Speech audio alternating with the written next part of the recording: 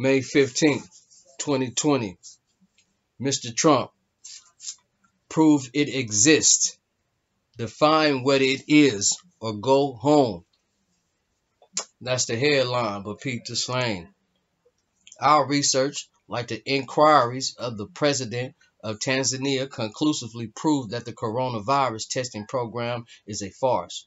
A Tanzania goat, a papaya, and a pheasant have all tested positive for COVID-19. In fact, damn near everything, including deaths from liver cancer, are testing positive for COVID-19 simply because doctors are getting $400 per patient as a kickback to check the COVID-19 box.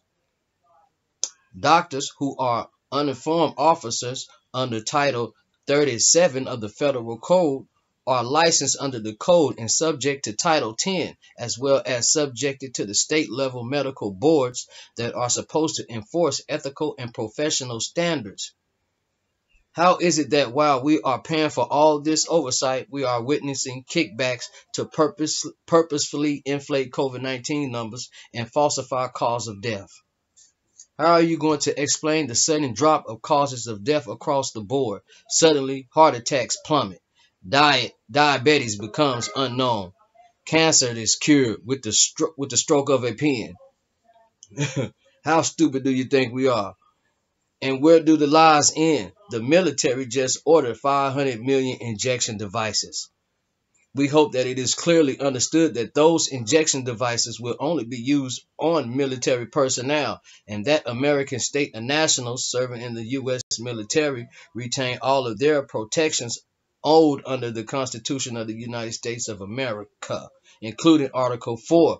We appreciate the significant bind you are in and also the difficulties presented by the U.S. trustees. However, there is no authorization or excuse for any forced vaccination program on our soil or anywhere else where you may be working for us. We are pleased with your executive order recognizing the fact, but are dubious about the education and on-the-ground oversight. Too often, state governors have presumed upon the non-domestic population and have only enforced statutory laws that pertain only to actual federal and federal state employees and proven dependents. The actual state assemblies are now active in all 50 states of these United States. That means that there is no excuse for our employees to override our will or ignore their obligations owed to us, including our exemption from their legal presumptions and internal corporate policies. Please see Ex parte Milligan 71 U.S. 2 of 1866. With respect to American state nationals and American state citizens, and still standing. No legislative, executive, or judicial officer may disrespect the Constitution because of the emergencies of any kind. The state governors are sorely in need of an education regarding what state is and the duty that the state owes to the actual state of the union. The limits of their authority need to be fully explained and the actual public law revived. Read Article 4 to the Conference of Governors as a bedtime story, if necessary, and note that the articles are not amendments, nor are they by law amendments. Ask Justice Kavanaugh, and Bill Barr, both what that means, if you have any doubts. We have reason to believe that the assumptions associated with COVID-19 are symptoms of an induced blood disorder causing hypercoagulation. Let me get this for y'all. Hypercoagulation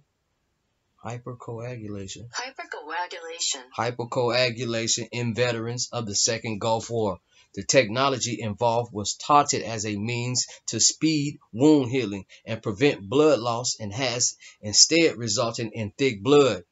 Hypercoagulation leading to heart disease and hypoxia and other life-threatening conditions suffered by thousands of veterans.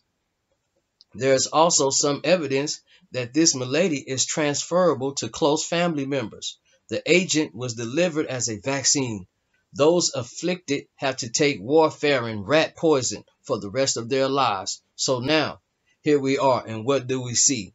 Research in the Lancet identifying the true cause of death related to COVID-19 as a disseminated intravascular coagulation causing, let me get this word. This is some heavy news. Pulmonary thrombosis.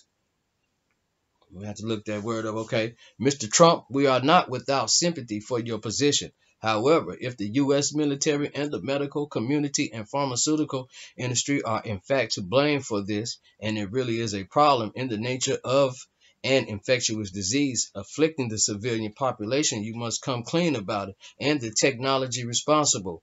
Without further delay, we note that $100 billion has likewise been set aside as kickbacks to churches and airlines to force people to wear masks, which cannot obstruct viruses.